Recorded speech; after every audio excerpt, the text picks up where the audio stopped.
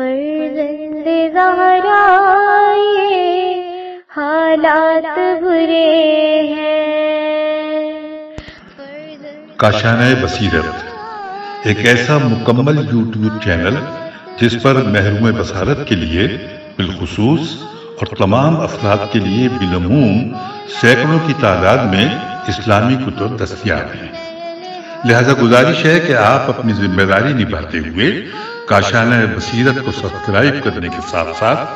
Bell icon کو press کیجئے تاکہ آپ علم کے حصول کے ساتھ ساتھ مذہب اہل بیت کی اشاعت میں بھی اہم کردار ادا کرتے رہیں۔ کاشانۂ بصیرت، فرزند زہرا یہ حالات برے ہیں۔ بسم اللہ الرحمن الرحیم۔ السلام علیکم۔ یہ کتاب آپ کے لیے کاشانۂ بصیرت کے یوٹیوب چینل کی جانب سے ریکارڈ کی جا رہی ہے۔ نام کتاب صحیفہ وفا حضرت ابو الفضل العباس علیہ السلام، مؤلف سید عبد الرزاق موسوی المکرم، مترجم سید حسین مہدی حسینی، کتابت جعفر خان صاحب، ناشر انصاریان پبلیکیشنز، طبع اول سن 1998 1418 ہجری، مطبع صدر۔ اب ہم کتاب کے پارٹ نمبر 1 کا باقاعدہ آغاز کرتے ہیں۔ فہرست مشخصات صفحہ نمبر 2، مقدمہ مترجم صفحہ نمبر 5، مقدمہ صفحہ نمبر 7، باب اول سلسلہ زریں صفحہ نمبر 15، خاندان صفحہ نمبر 17، ارکس سرا کون صفحہ نمبر 19، عدنان صفحہ نمبر 21، معاد صفحہ نمبر 21، نزار صفحہ نمبر 22، مظہر صفحہ نمبر 22، الیاس صفحہ نمبر 23، مدرکہ صفحہ نمبر 23، کنانہ صفحہ نمبر 23، نظر صفحہ نمبر 24، فہر صفحہ نمبر 24، کعب بن لوئی صفحہ نمبر 25، عروبہ سے جمعہ صفحہ نمبر 26، کلاب بن مرا صفحہ نمبر 26، قصا صفحہ نمبر 26، متولی کیسے صفحہ نمبر 27، حرف آخر صفحہ نمبر 28، عبد مناف صفحہ نمبر 29، بے بنیاد صفحہ نمبر 29، ہاشم صفحہ نمبر 30، جشن خواستگاری صفحہ نمبر 33، عبد المطلب صفحہ نمبر 34، ابو طالب صفحہ نمبر 36، تشنا کام ابو طالب علیہ السلام صفحہ نمبر 40، اندھی تقلید صفحہ نمبر 47، کم علمی صفحہ نمبر 48، امیر المومنین علیہ السلام صفحہ نمبر 49، اسلام علی علیہ السلام صفحہ نمبر 51، آغاز توحید صفحہ نمبر 51، حرف آخر صفحہ نمبر 53، باب دوم امام صفحہ نمبر 55، حمزہ صفحہ نمبر 57، طالب صفحہ نمبر 63، معراج کی رات صفحہ نمبر 64، وفات صفحہ نمبر 65، حضرت عقیل صفحہ نمبر 66، ایک سوال صفحہ نمبر 66، فاطمہ بنت اسد صفحہ نمبر 69، دربار معاویہ صفحہ نمبر 71، عقیل کا مکتوب صفحہ نمبر 76، جواب امام علیہ السلام صفحہ نمبر 77، سلاخ گرم صفحہ نمبر 80، جھوٹ صفحہ نمبر 81، تحقیق صفحہ نمبر 82، اخلاف صفحہ نمبر 83، جعفر طیار صفحہ نمبر 85، داستان صفحہ نمبر 86، ایسا کیوں صفحہ نمبر 86، مدینہ آمد صفحہ نمبر 89، باب سوم علمبردار کے بھائی صفحہ نمبر 91، محمد حنفیہ صفحہ نمبر 95، ولادت صفحہ نمبر 96، آرام گاہ صفحہ نمبر 97، ایک گفتگو صفحہ نمبر 98، نور کی طرف صفحہ نمبر 101، بہادری صفحہ نمبر 102، عمر اطرف صفحہ نمبر 103، عبید اللہ بن نشیلہ صفحہ نمبر 105، ابو بکر صفحہ نمبر 106، محمد اوسط صفحہ نمبر 106، حقیقی بائی صفحہ نمبر 106،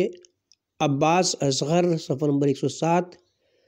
باب چہارم خواہران ابو الفضل عباس علیہ السلام صفحہ نمبر 109،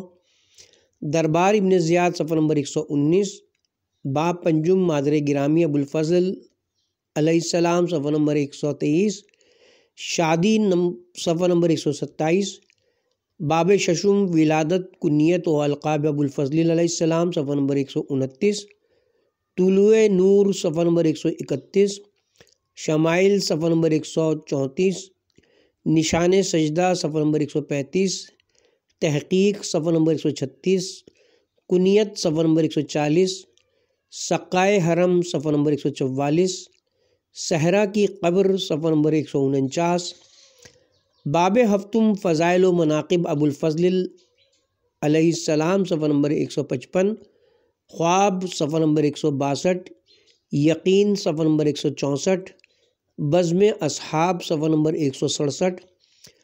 جھوٹا تبری صفحہ نمبر 169، شب عاشور صفحہ نمبر 176، امان نامہ صفحہ نمبر 178،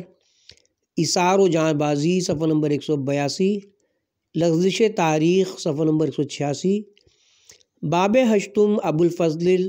ائمہ طاہرین علیہ السلام کی نظر میں صفحہ نمبر 191، بدر کے غازی صفحہ نمبر 197، بیان شیخ مفید صفحہ نمبر 207، فدیہ عباس علیہ السلام صفحہ نمبر 209، ایسا نہیں صفحہ نمبر 210، شب عاشور صفحہ نمبر 211، تاخیر کیوں صفحہ نمبر 212، کلام نور صفحہ نمبر 213، عصمت ابو الفضل علیہ السلام صفحہ نمبر 214، معجزات صفحہ نمبر 219، حکایت اول صفحہ نمبر 220، دوسری داستان صفحہ نمبر 221، تیسری داستان صفحہ نمبر 222، داستان چہارم صفحہ نمبر 226، داستان پنجم صفحہ نمبر 228، حکایت ششم صفحہ نمبر 229، باب نہم دلاوری و شجاعت ابو الفضل علیہ السلام صفحہ نمبر 231، تاریخ علم صفحہ نمبر 233، داستان صفحہ نمبر 234، کربلا سے پہلے صفحہ نمبر 243، عباس کو جلال صفحہ نمبر 247، عباس کربلا میں صفحہ نمبر 248، شہادت صفحہ نمبر 253، خواب صفحہ نمبر 258، جنازہ نہ آیا صفحہ نمبر 260، قبر اطہر صفحہ نمبر 262، توجیہ صفحہ نمبر 264، حائر حسینی صفحہ نمبر 265، القمہ کیوں صفحہ نمبر 276، سر کہاں ہے صفحہ نمبر 276، روتا راہب صفحہ نمبر 280، خواب صفحہ نمبر 283، فتوی غزالی صفحہ نمبر 285، مقام دست ابو الفضل علیہ السلام صفحہ نمبر 290، باب دہم زیارت ابو الفضل علیہ السلام صفحہ نمبر 293، آداب قیام زائر صفحہ نمبر 299، بحث حی صفحہ نمبر 300، نماز زیارت صفحہ نمبر 301، بیان شیخ کاتمی صفحہ نمبر 303، بوسہ ذریعہ مبارک صفحہ نمبر 305، اولاد صفحہ نمبر 308، نہیں جاؤں گا صفحہ نمبر 316، حرم ابو الفضل علیہ السلام صفحہ نمبر 317، حرم قمر بنی ہاشم صفحہ نمبر 326، روسیہ صفحہ نمبر 328، محمد شاہ ہندی صفحہ نمبر 328، خدمت گزاری حرم مطہر صفحہ نمبر 329، قبور علماء صفحہ نمبر 330، مؤلف کے حالات صفحہ نمبر 335، نام صفحہ نمبر 335، ولادت صفحہ نمبر 335، اساتذہ صفحہ نمبر 326، علمی مرتبہ صفحہ نمبر 337، آثار علمی صفحہ نمبر 338، رحلت صفحہ نمبر 341۔ اس کے ساتھ ہی فہرست اپنے اختتام کو پہنچی۔ ہیڈنگ ہے انتصاب۔ شام غریبہ کے سناٹے، یتیموں کی آہوں اور عزیزوں کے خو آلود جنازوں میں گھری حضرت عباس علیہ السلام کی سب سے زیادہ قدر شناس اور سوگوار بہن زینب علیہ مقام کے نام سید حسین مہدی حسینی 20 رجب المرجب سن 1418 ہجری قم المکرمہ۔ صفحہ نمبر 4، ہیڈنگ ہے صحیفہ وفا۔ اقلیم وفا کے تاجدار، مملکت صبر کے سپہ سالار، عرصہ جانثاری کے شاہ سوار، لشکر ایثار و فداکاری کا علمدار، فرات حلم و ضبط کے فاتح نامدار، کربلائے جہاد بن نفس کے فارس کامگار، پرچم تسلیم و رضا کے محافظ و پاسبان، حریم مقصد حسینی کے پاسدار و نگہبان، خیام حق و صداقت کے مرکز امید، حرم عزم شہادت کے غیرت مند فرد فرید، تشنگان کوثر ولایت و امامت کے سقا، سرمستان جام مودت کے میر میقدہ، صحیفہ محبت و اطاعت کے رم یکتا، صحیفہ محبت و اطاعت کے رمز یکتا، قرآن جرت و شہامت کی آیت کبریٰ، پرتو ہیبت و شجاعت جعفری، شیر نیستان، بیشہ حیدری، سرکار قمر بنی ہاشم، حضرت ابو الفضل العباس علیہ السلام ابن علی ابن ابی طالب علیہ السلام، جن کے شانوں سے بریدہ ہاتھ سفینہ اسلام کے پتوار اور جن کے مقدس لہو کے تیز دھارے قیامت تک پرچم حسینیت کی سربلندی کے ضامن بن گئے۔ آپ کا نام نامی اور اسم گرامی انفس و آفاق میں کس نقط کے لیے وجہ شرف اور کس سماعت کے لیے سرمایہ افتخار نہیں بنا۔ بدنصیب ہے وہ ان زبان جس نے تکلم کی دہلیز پر آج تک اس نام کے بوسے نہ لیے ہوں، اور بدقسمت ہیں وہ کان جنہوں نے اس کے فردوس بدوش آہنگ کو اب تک محسوس نہ کیا ہو۔ دن رات کا مشاہدہ گواہ ہے کہ بوڑھے جوان، بچے، عورت، مرد، سبھی بلا استثناء 24 گھنٹوں کے دوران متعدد مرتبہ اس عظیم الشان نام کو اپنی زبانوں پر جاری کرتے اور اس کی برکتوں سے بہرہ ور ہوتے رہتے ہیں۔ جدھر سنیے کوئی مناجات اور دعاؤں میں اس نام کا واسطہ دے رہا ہے، کوئی درد و غم اور مصیبت میں فریاد رسی کے لیے اس کا ورد کر رہا ہے، کوئی آپسی معاملات میں قسم اور عہد و پیمان کو مضبوط مستحکم بنانے کے لیے اس کا حوالہ دے رہا ہے، کوئی دشمن اور حریفوں کے شر سے محفوظ رہنے کے لیے اس کی دہائیاں دے رہا ہے۔ کہیں انسانی اوصاف و کمالات کی منزل معراج کے باب میں اس نام کی تکرار کا سلسلہ جاری ہے،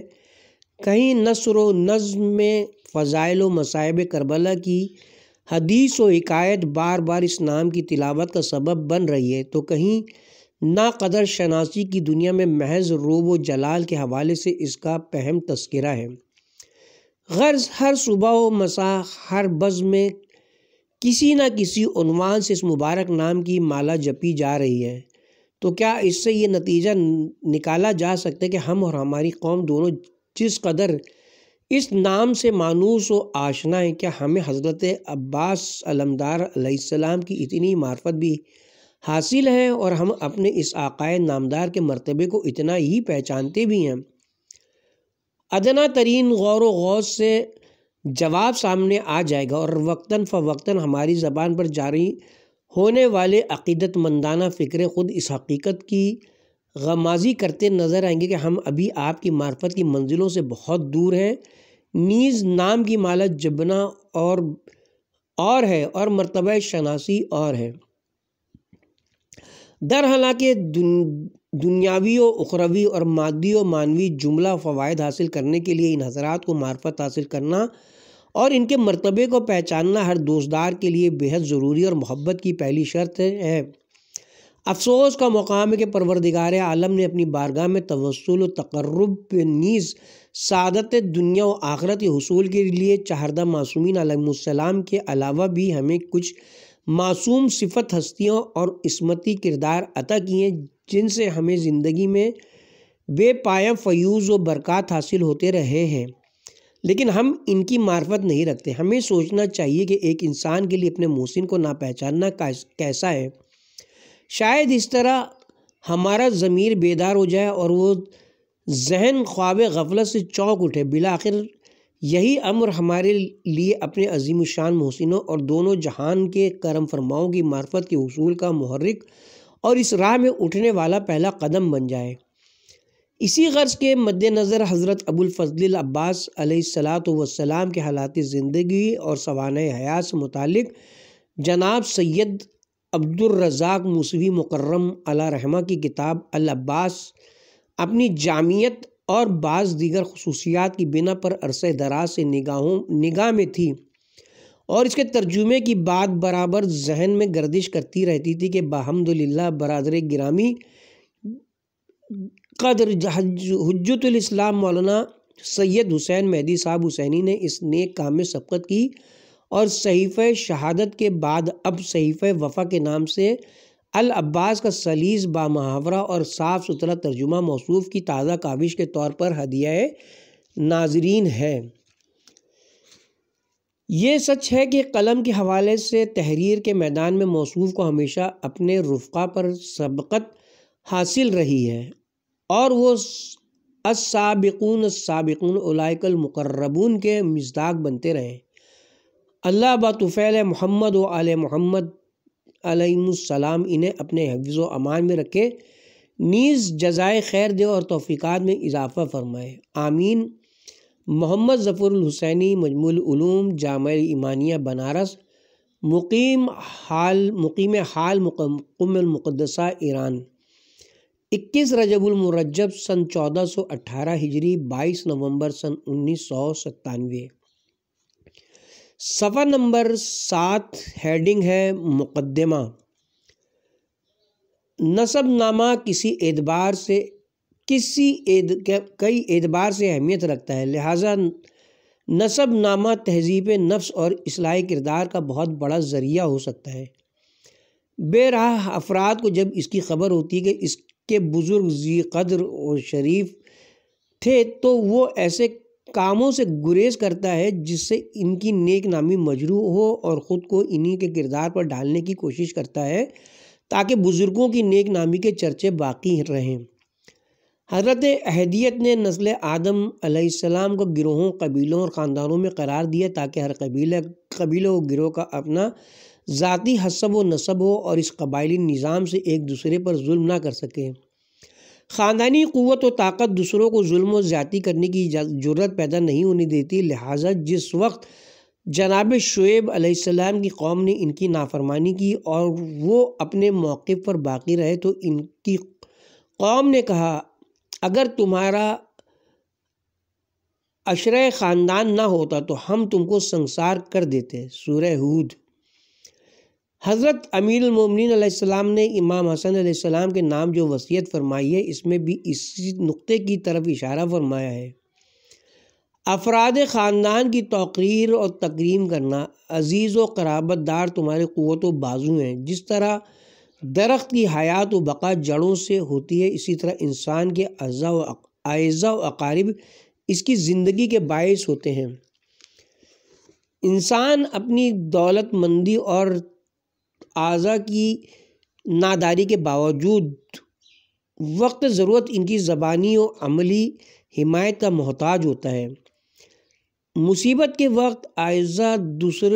دوسروں سے زیادہ دلجوئی کرتے ہیں، اوروں سے پہلے مدد کو پہنچتے ہیں۔ اگر کسی نے خاندان سے رشتہ توڑ لیا تو اعزاء صرف ایک فرد کی مدد سے محروم ہو گئے، لیکن رشتہ توڑنے والا بھرے گھر کی مدد سے محروم ہو گیا۔ اسلام میں میراث، خمس، صلہ رحم اور قتل خطا کی دیت وغیرہ کا انحصار اسی نسب پر ہے، اسی لیے دوسرے علوم میں نسب خاصی اہمیت و فضیلت کا حامل ہے۔ ماضی میں ماہرین نے نسب کی دینی، سماجی اور اخلاقی اعتبار سے بہت عزت تھی۔ جس طرح دوسرے علوم کے ماہرین کو عوام احترام کی نظر سے دیکھتی تھی، اسی طرح نسب کے جاننے والوں کی بھی توقیر کرتی تھی اور ضرورت کے وقت ان کی طرف رجوع کرتی تھی۔ انہی ماہرین نسب میں جناب عقیل بن ابی طالب علیہ السلام بھی تھے، جنہیں خاندانی عزت و توقیر کے ساتھ ساتھ نسب شناسی کا بھی شرف حاصل تھا۔ آپ کو عرب کے قبیلوں میں خوش کردار و خوش اتوار خاندان اور اخلاقی صفات و کردار سے بے بہرہ گھرانوں کی پہچان تھی۔ اسی لیے شادیوں کے لیے، بیویوں کے انتخاب اور بچوں کی پرورش کے لیے دائیوں کو انتخاب کرتے وقت لوگ حضرت عقیل کی طرف رجوع کرتے تھے تاکہ اچھے سے اچھے خاندان کا پتہ چل سکے، چونکہ اسلام کو حکم ہے کہ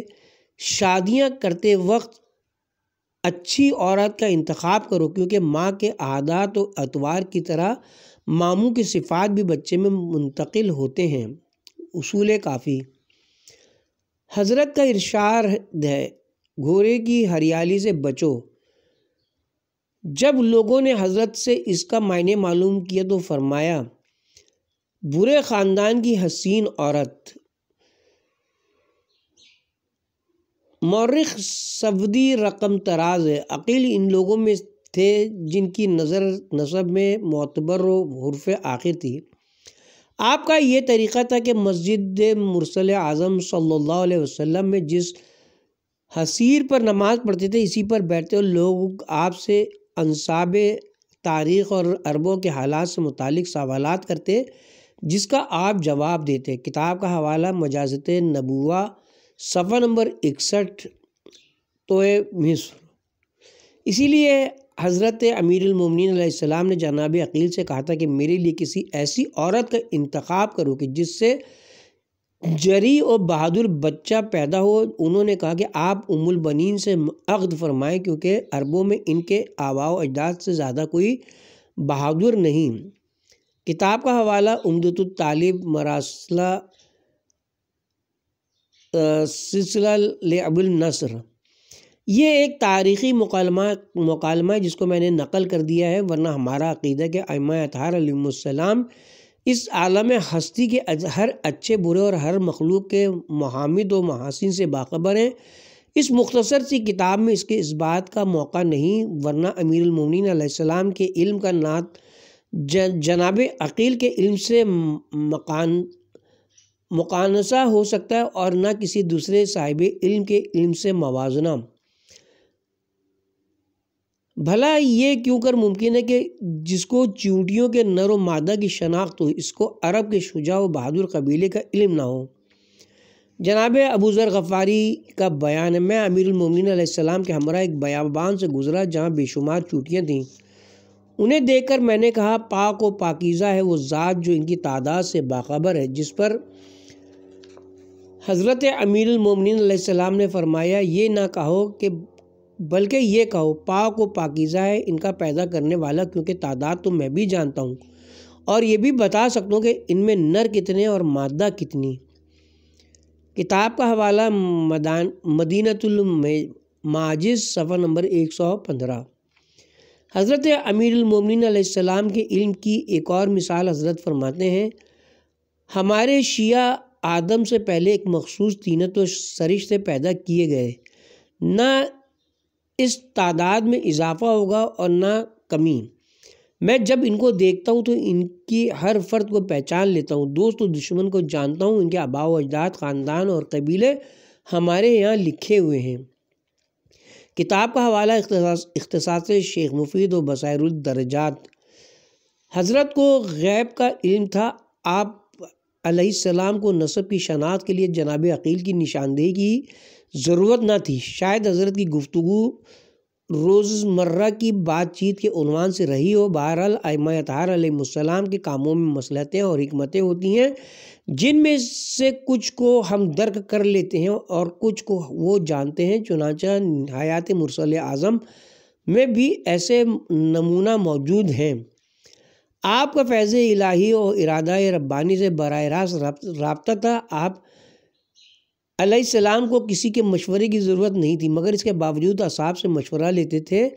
لہٰذا جناب عقیل سے حضرت امیر المومنین علیہ السلام کا سوال بھی اسی نوعیت کا تھا، یا اس سوال کی ایک وجہ یہ رہی کہ حضرت یہ درس دینا چاہتے رہے ہوں کہ انسان عقل کے کتنے ہی بلند مرتبے پر کیوں نہ فائز ہو جائے، لیکن دوسروں سے صلاح و مشورہ لیتا رہے تاکہ خود رائی کی مذموم صفت سے بچا رہے۔ محمد و آل محمد کی اس روش نے اصحاب کو مشوروں اور استخاروں کا عادی بنا دیا۔ حضرت صلی اللہ علیہ وسلم کا ارشاد ہے، جس میں خود رائی پائی جائے وہ گمراہ ہے، اور جو صرف اپنی عقل پر بھروسہ کرے وہ بے راہ ہے۔ مشورہ کرنے والا کبھی شرمندہ نہیں ہوتا، استخارہ دیکھنے والا گھاٹا نہیں اٹھاتا۔ کتاب کا حوالہ مستطرف جلد نمبر 1 صفحہ نمبر 61 اور 7۔ حضرت صلی اللہ علیہ وسلم کے مشورے کا ایک اور نمونہ، جس وقت ابو سفیان کے تجارتی قافلے کی راہ روکنے کے لیے پیغمبر اسلام صلی اللہ علیہ وسلم مدینے سے نکلے تو مقام زعفران پر آپ کو یہ خبر ملی کہ قریش لشکر اسلام پر حملہ کرنے کی ٹھانے ہوئے ہیں۔ اس خبر کے ملتے ہی آپ نے اپنے اصحاب سے سوال کیا، تمہاری کیا رائے ہے؟ آیا ابو سفیان کا تعاقب کروں یا قریش کی سرکوبی کے لیے نکل پڑوں؟ حاضرین میں سے 2 آدمیوں نے کہا، بہتر ہے قریش سے نہ الجھیں، کیونکہ یہ لوگ نہ ایمان لائے ہیں اور نہ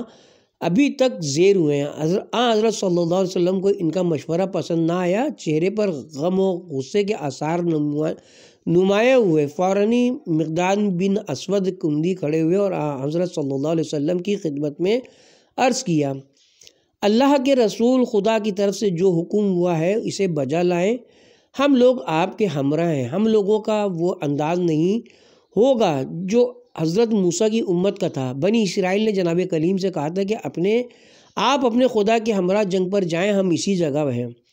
خدا کے رسول، ہم ایسے نہیں کہ آپ خدا کی نصرت و مدد کے ساتھ جنگ پر تشریف لے چلیں، ہم بھی آپ کے ہمرکاب ہیں، اور جب تک دم میں دم ہے، کبھی میمنہ، کبھی میسرہ اور کبھی مورچہ پر پہنچ کر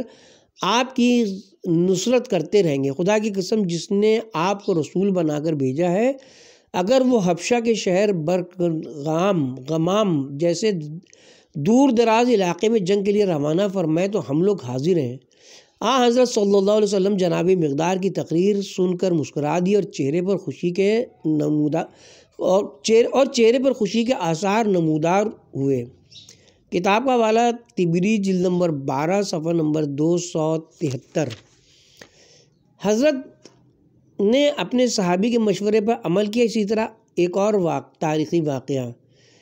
جس وقت حضرت صلی اللہ علیہ وسلم چادر کے قریب فروکش ہوئے، حباب بن منظر نے کہا، خدا کے رسول، آیا اس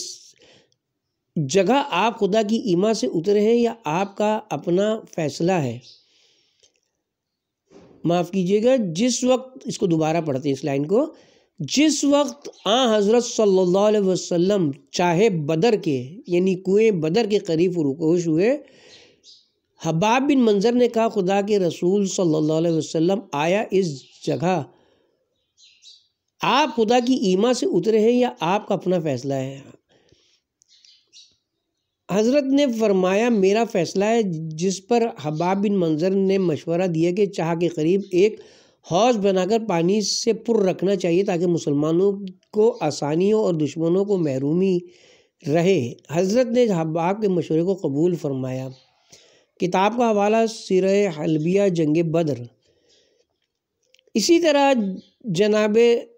طرح جب مرسل اعظم صلی اللہ علیہ وسلم کو جنگ احزاب درپیش ہوئی تو حضرت نے خیال ظاہر فرمایا کہ اپنے مخالف انبا بن حسین اور حارث بن اون سے مدینہ منورہ کے ایک تجارتی پھل کے بدلے صلح کر لی جائے تاکہ یہ دشمن اطفان سے پلٹ جائیں اور جنگ نہ ہونے پائے، لیکن سعد بن معاذ، سعد بن عبادہ، سعد بن خزارہ نے مشورہ دیا کہ صلح کے بجائے جنگ کی جائے۔ حضرت صلی اللہ علیہ وسلم نے ایسا ہی کیا اور جنگ میں کامیابی بھی ہوئی۔ کتاب کا حوالہ الریاض الغزالیہ جلد نمبر 1 صفحہ نمبر 210۔ ان تمام موارد پر حضرت صلی اللہ علیہ وسلم کی یہ کوشش تھی کہ لوگوں کو مشورے کا عادی بنایا جائے تاکہ کوئی بھی کام جلد بازی کی نظر نہ ہو جائے۔ حضرات ائمہ طاہرین علیہ السلام کا شیوہ زندگی بھی یہی تھا، لہٰذا امام رضا علیہ السلام فرماتے ہیں کہ میرے والد ماجد گرامی اگرچہ معصوم تھے اور علم لدنی رکھتے تھے، لیکن اس کے باوجود اپنی جائیداد اور باغات سے متعلق امور میں اپنے غلاموں سے مشورہ لیتے تھے اور ان کے مشوروں پر عمل فرماتے تھے۔ کسی نے اعتراض کیا کہ آپ کیوں غلاموں سے مشورہ لیتے ہیں؟ تو فرمایا ان کے مشورے بھی صحیح ہوتے ہیں۔ چنانچہ جس وقت علی بن یقطین نے خط کے ذریعے امام موسیٰ کاظم علیہ السلام کو باخبر کیے کہ بادشاہ وقت ہادی آپ کو شہید کرنے کا ارادہ رکھتے تو آپ نے اپنے افراد خاندان اور شیعوں سے اس خط کا تذکرہ کیا، تو کچھ لوگوں نے مشورہ دیا کہ آپ کہیں نکل جائیں تاکہ آپ پر بادشاہ وقت کی گرفت نہ ہو سکے۔ حضرت علیہ السلام نے لوگوں کے مشورے پر عمل تو نہیں کیا، لیکن ان لوگوں کو اطمینان دلا دیا کہ بادشاہ اس کا بال بیکا نہیں کر سکتا بلکہ وہ خود ہی ہلاک ہونے والا ہے۔ آخر وہی ہوا جس کی حضرت نے خبر دی تھی، وہ ایک حادثے میں بادشاہ کی ہلاکت ہوئی۔ بہرحال حضرات ائمہ ہدیٰ علیہ السلام کے پاس آئندہ و گزشتہ کا علم تھا، لیکن اپنی روزمرہ زندگی میں وہ عام انسانوں کی طرح اپنی بیماری میں طبیب کی طرف رجوع کرتے اور مشکلات میں اپنے جد بزرگوار سے توسل فرماتے تھے۔ لہٰذا جس وقت امام حسن علیہ السلام کو زہر دیا گیا تو آپ نے دودھ کے استعمال سے زہر کے اثر کو زائل کیا، اور جب دوبارہ زہر کا اثر اود کر آیا تو آپ نے اپنے نانا جان صلی اللہ علیہ وسلم کی تربت اطہر کو پانی میں گھول کر استعمال کیا، جس سے آپ کو شفا ہوئی تھی۔ جس وقت امام علی نقی علیہ السلام سامرہ میں مریض ہوئے تو ابو ہاشم جعفری سے فرمایا کہ کسی کو کربلا بھیجو تاکہ وہ حرم میں میری صحت کے لیے دعا کرے۔ جب علی بن بلال نے یہ سنا تو کہا کہ یہ تو خود ہی امام ہیں، ان کے لیے حرم امام حسین علیہ السلام کی کیا ضرورت؟ ابو ہاشم جعفری سے جواب بند نہ پڑا۔ بلال کی گفتگو کا امام علی نقی علیہ السلام سے نقل کر دیا، جس پر حضرت نے فرمایا تم نے کیوں نہیں کہا کہ حضرت صلی اللہ علیہ وسلم خانہ خدا کا طواف کرتے تھے اور حجر اسود کا بوسہ لیتے تھے؟ دراصل آپ کعبہ سے محترم تھے، کعبے سے تو مومنین خالص کا مرتبہ بھی بلند ہے۔ ان ساری عظمتوں کے باوجود خدا نے آپ کو حکم دیا کہ میدان عرفات میں موقوف فرمائیں، کیونکہ خدا کو یہ پسند ہے کہ مخصوص جگہوں پر اس کو یاد کیا جائے۔ لہٰذا میں چاہتا ہوں کہ جو مقامات خدا کو پسند ہے وہ میرے لیے دعا کی جائے، وہاں میرے لیے دعا کی جائے۔ ان واقعات سے یہ بات واضح ہو گئی کہ عقلی و عادی امور کو فطری انداز سے انجام پانا چاہیے۔ حضرات ائمہ ہدیٰ علیہ السلام کے پاس اگرچہ یہ قدرت تھی کہ اپنے اعجازی اختیارات کو صرف فرمائیں، لیکن انہوں نے دین و دنیا کے رہنما ہونے کے باوجود اس کا مظاہرہ نہیں کیا، بلکہ دنیاوی تقاضوں کے ساتھ زندگی گزاری اور اپنے عمل سے اپنے حلقہ بگوشوں کے باطل خیالات اور بے جا توقعات کی اصلاح فرمائی۔ حضرت امیر المومنین علیہ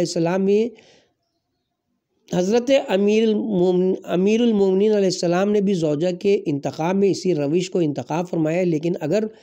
دقت نظر سے دیکھا جائے تو عقیل سے آپ نے مشورہ نہیں کیا تھا، بلکہ حضرت کا مقصد یہ تھا کہ عقیل چونکہ عرب کے قبیلوں کے نام و نسب سے آگاہ ہیں، لہٰذا ایک شجاع و شیر دل گھرانے کی خاتون سے آپ کی شادی کا پیغام دیں۔ اس کے ساتھ ہی ہم یہاں پہ کتاب کے پارٹ نمبر 1 کا اختتام کرتے ہیں اور کتاب کے پارٹ نمبر 2 کا آغاز باب اول ہیڈنگ ہوگی سلسلہ زریں، صفحہ نمبر 17 اور ہیڈنگ ہوگی خاندان سے کریں گے انشاءاللہ۔